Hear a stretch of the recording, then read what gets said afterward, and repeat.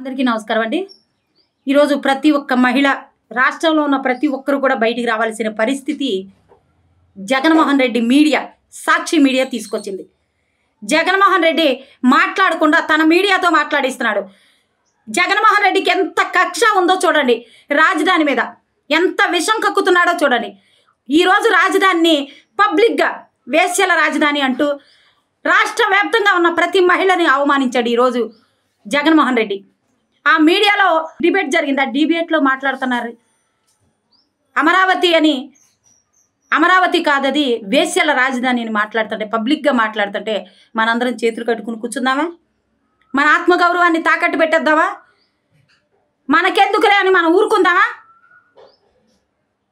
నారా చంద్రబాబు నాయుడు గారిని, నారా లోకేష్ గారిని, వంగలపూడి అనిత గారిని దయచేసి దీని మీద కఠినమైన చర్యలు తీసుకోండి. ఈ కొమ్మినేని శ్రీనివాసరావు, కృష్ణరాజు అనే వ్యక్తుల్ని నడి వీధిలో ఉరితీయాలి. ఇది మా మహిళల డిమాండ్.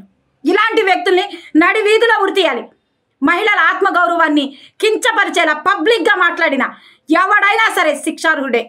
ఇలాంటి వ్యక్తుల్ని దయచేసి ఉపేక్షించొద్దని చెప్పి తెలియజేస్తూ, కొమ్మినేని శ్రీనివాసరావు, కృష్ణరాజుని మేము సూటిగా ఒకటే ప్రశ్న అడగాలనుకుంటున్నాం.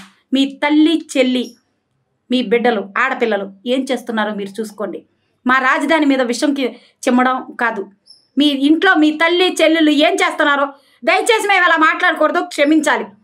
కానీ తప్పని పరిస్థితిలో వీళ్ళు మా రాజధాని మీద, మీరు మా రాష్ట్రంలో ఉండడం ఇష్టం లేకపోతే పొండి బయటికి. మీరు రాజద్రోహులుగా, దేశద్రోహులు.